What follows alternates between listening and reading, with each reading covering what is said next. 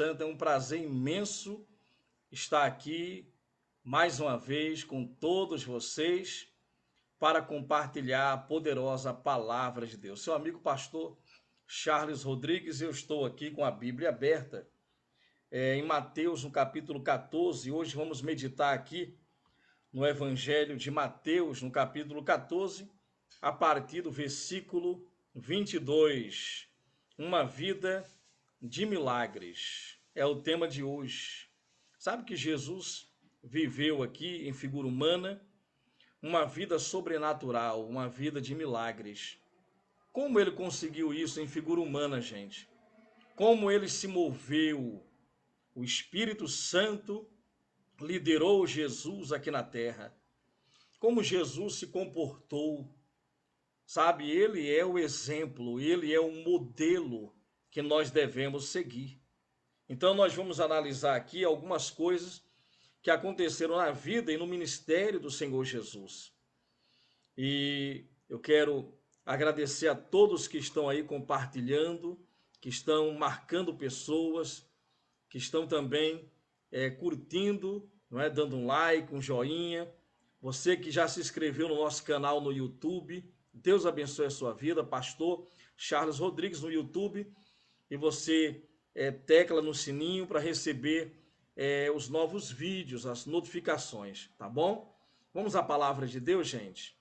Olha, nós sabemos que estamos num tempo muito difícil, não é? Já a suspeita do coronavírus ter chegado aqui no estado de Pernambuco. Sabemos que a Europa, não é, está alarmada com tudo isso. A China é um pouco distante, não há o turismo para a China não é tão grande, não é? Agora, quando chega na Europa, então chega no mundo inteiro, gente. Então já há uma suspeita do coronavírus aqui no estado de Pernambuco, não é? E não era de esperar menos, porque nós estamos aí saindo desse carnaval, não é isso? Carnaval, a festa da carne, muita gente aí na folia, até igrejas foram para a folia. Eu respeito igrejas que vão evangelizar, tem um trabalho evangelístico, não é? Se é essa direção que Deus deu, não é? Amém.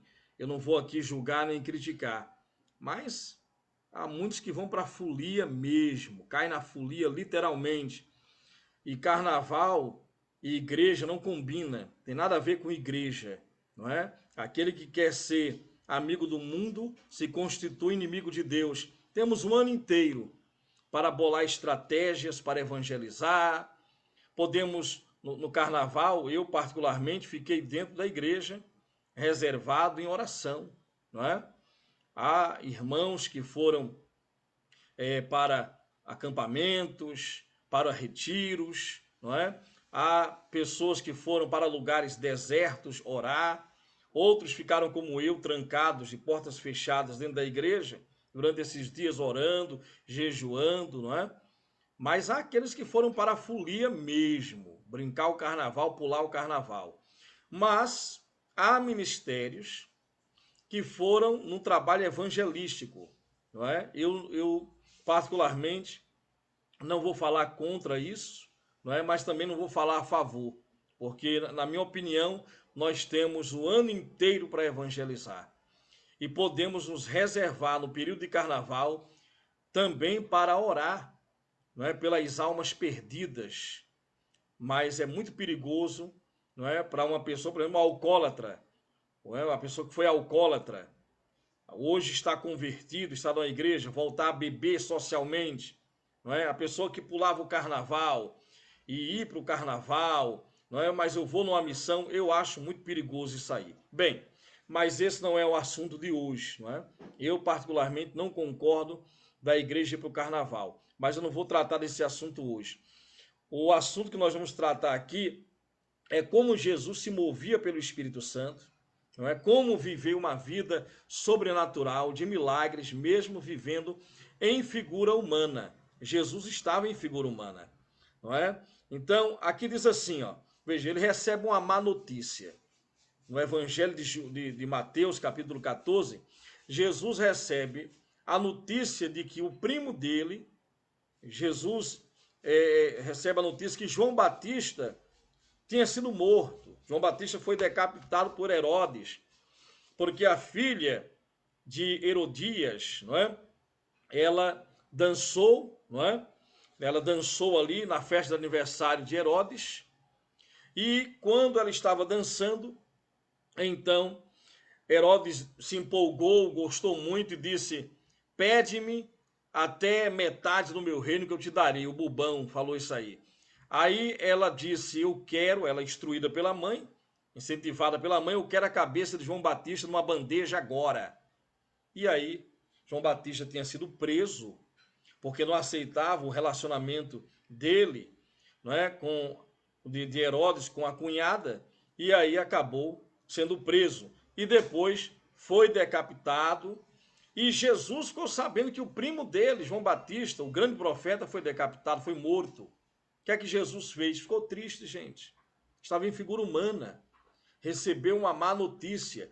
Como é que ele se comportou quando ele recebeu essa má notícia? Vamos ver. Ele estava trabalhando, ele estava evangelizando. Jesus não foi para nenhuma festa de carnaval.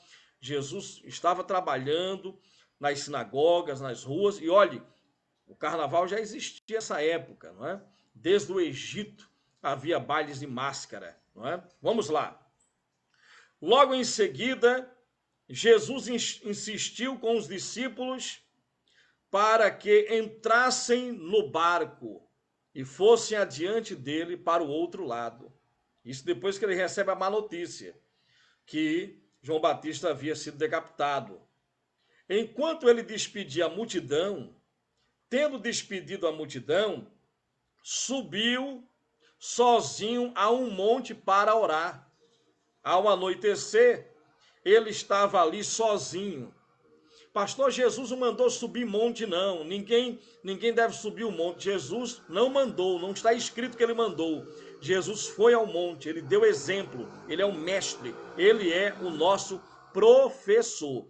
Então aqui diz, ó, tendo despedido a multidão, subiu sozinho. Você fica a sós com Deus? Você tem um costume de ficar a sós com Deus? Jesus subiu sozinho ao monte para orar, ao anoitecer, depois de um dia de trabalho. Estava ali sozinho. Mas o barco já estava a considerável distância da terra, fustigado pelas ondas, porque o vento soprava contra ele. Alta madrugada, Jesus dirigiu-se a eles andando sobre o mar. Eu tive o privilégio de ir no mar da Galileia, e no dia que eu fui, ali estava um nevoeiro. E eu fiquei imaginando essa cena, quando eu estava no mar da Galileia. Jesus saindo de dentro do nevoeiro, andando ali por sobre as águas. Detalhe, quando eu fui, estava uma bonança, tudo tranquilo. Mas aqui diz que as águas estavam agitadas, ali estava uma grande tempestade, e os discípulos estavam no barco, e o barco estava apanhando das ondas. Aí diz assim, ó, isso depois de um dia de trabalho, isso depois de uma má notícia. Quando você recebe uma má notícia, você quer abandonar a fé, abandonar a Deus, fica borocochô, você vai fazer o quê? Esfriar a cabeça, saindo para um shopping, assistindo um filme. O que é que você faz para esfriar a cabeça? Vou beber para esquecer. O que é que você faz? Não adianta, Deus não é comigo, senão não tinha acontecido isso ou aquilo. O primo de Jesus havia morrido decapitado, perseguição, injustiça, foi preso, nunca fez mal a ninguém. João Batista se preparou 20 anos no deserto para exercer o ministério de 6 meses. Jesus se preparou 30 anos para exercer o ministério de 3 anos e meio. Agora, vejam, quando viram ele andando sobre o mar, ficaram aterrorizados e disseram, é um fantasma, e gritaram com muito medo. Mas Jesus imediatamente lhes disse, coragem, tenham coragem, sou eu, não tenham medo. Olha a palavra de Jesus para mim e para você. Jesus, movido pelo Espírito Santo, sim, ficava no monte, ficava sós com Deus, com o Pai. Ele se preocupava, quando ele se preocupava com alguma coisa, vinha uma má notícia, vinha uma tentação, vinha um problema contra ele se refugiava no Pai. Agora, o corpo físico de Jesus está andando por sobre as águas, tudo é possível para Jesus. Imagine, gente, ele estava em figura humana, não estava no corpo glorificado ainda não. Hoje ele está no corpo glorificado. Você já imaginou como será o nosso corpo glorificado? Jesus ressuscitado, ele passou pelas paredes, ele voou para o céu. Sabe que um discípulo chamado Filipe, ele foi transladado de um lugar para o outro. Enoque subiu vivo para o céu, foi transladado. Elias também subiu no redemoinho vivo para o céu. Meus amados, olha o que diz aqui, ó. Tenham coragem. Versículo 27, Mateus 14, 27. Sou eu, não tenho medo. Jesus disse a Pedro, aliás, perdão. Senhor, disse Pedro. Olha o que Pedro disse, gente. Isso aqui não foi Deus que mandou Pedro falar. Não. Isso veio da cabeça de Pedro. Pedro disse assim, ó: se és tu, Senhor, manda-me ir ter contigo, ou ir a teu encontro por sobre as águas. Olha a ideia de Pedro, gente. Olha a ideia de Pedro. Senhor, é o Senhor mesmo? Eu quero também andar por sobre as águas.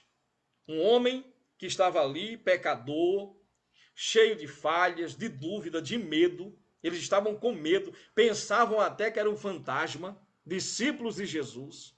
Agora, ele diz: Senhor, viu Jesus andando por sobre as águas? Se é o Senhor mesmo, então eu quero também andar por sobre as águas. Foi ideia não de Deus, nem de Jesus, nem do Espírito Santo. Ideia de Pedro. Então aqui, ó, Jesus disse no versículo 29, venha. Respondeu Jesus. Então Pedro saiu do barco, andou sobre a água e foi na direção de Jesus. Andou sobre a água e foi na direção de Jesus. O que é que nós devemos fazer? Devemos viver o sobrenatural que está disponível para nós.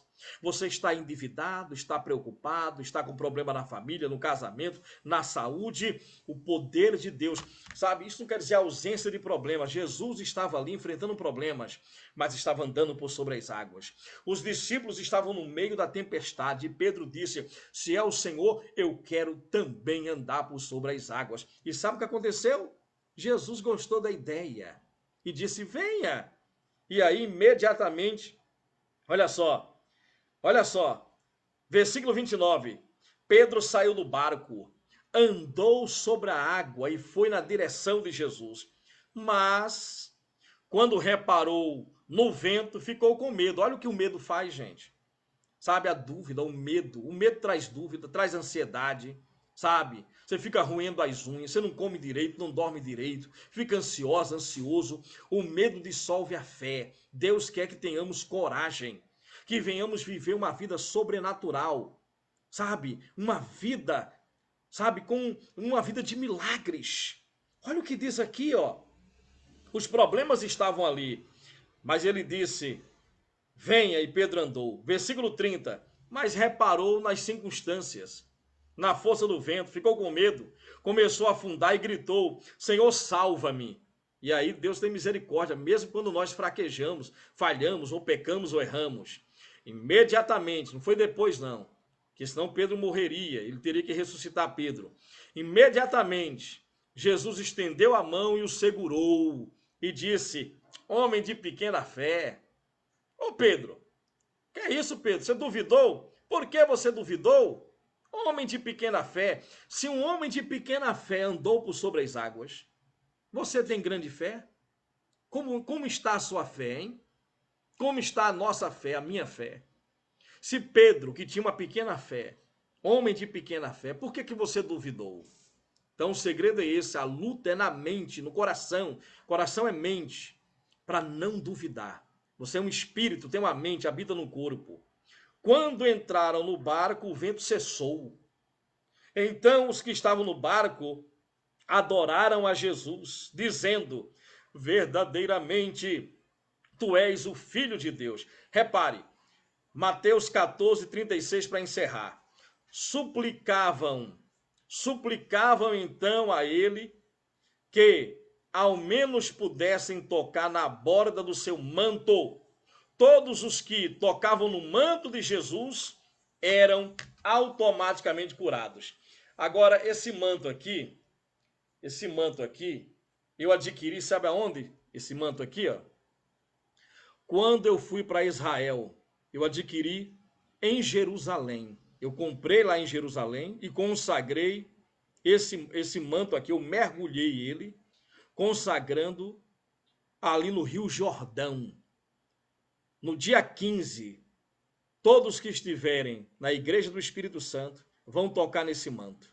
No dia 15 de março. Dia 15 de março nós vamos tocar nesse manto. Esse manto está sendo consagrado, mais uma vez, a Deus, até o dia 15, que vai ser num domingo, 9 horas da manhã, na rua Ayrton Senna do Brasil, 230, no bairro do Jardim Fragoso, Olinda. Gente, nós vamos viver um tempo de milagres na nossa vida. Sabe por quê? É tempo de avivamento. O avivamento é agora, ele não vai vir. O avivamento já está disponível. Estamos no tempo do fim, gente. Olha, Jesus está voltando. Está aí o coronavírus, pragas, pestes, guerras, rumores de guerras, filho contra pai, pai contra filho. O mundo está desse jeito, a violência aumentando, a apostasia, muita gente abandonando a fé. Deus não quer que você abandone sua fé. Ele quer que você viva uma vida de fé e de milagres. Creia. Vamos andar por sobre as águas. Vamos andar no sobrenatural de Deus. Vamos andar em jejum, em oração, obediência à palavra, ficando a sós com Deus. Lembra? Jesus recebeu uma má notícia. O que é que ele fez? Foi para um monte, ficou a sós com Deus. De madrugada, ele estava apoderado, andando sobre as águas, fez o vento cessar, abençoando os discípulos. E Pedro, um homem de pequena fé, mesmo com uma pequena fé, na época que ele tinha, depois cresceu a fé dele, ele andou por sobre as águas. Não foi ideia de Deus, foi ideia de Pedro. Qual é a sua ideia? O que é que você vai determinar? Sabe, nós estamos numa campanha de jejum e oração até dia 15, março, dia 15 de março. O que é que você vai receber do céu, de Deus, sobrenaturalmente, até o dia 15? Você já tem a ideia? Pedro teve a dele, ele andou por sobre as águas. Então, se prepare para orar. Pela manhã, ore pela manhã quando acordar, meio-dia, ore às 3 da tarde, às 18 horas e à meia-noite. Nós vamos também levantar nas madrugadas para orar às 3 da manhã, até o dia 15. E você é o meu convidado para viver uma vida sobrenatural, não importa a distância.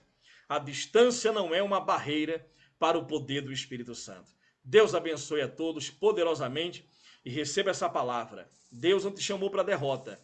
Deus te chamou para o sobrenatural. Apenas creia, declare na sua vida o que você quer receber e viva uma vida de milagres. Emmanuel, Deus conosco. Amo todos vocês. Compartilhe com o maior número de pessoas possíveis e se inscreva, mais uma vez eu peço, no nosso canal no YouTube. Deus abençoe e até lá.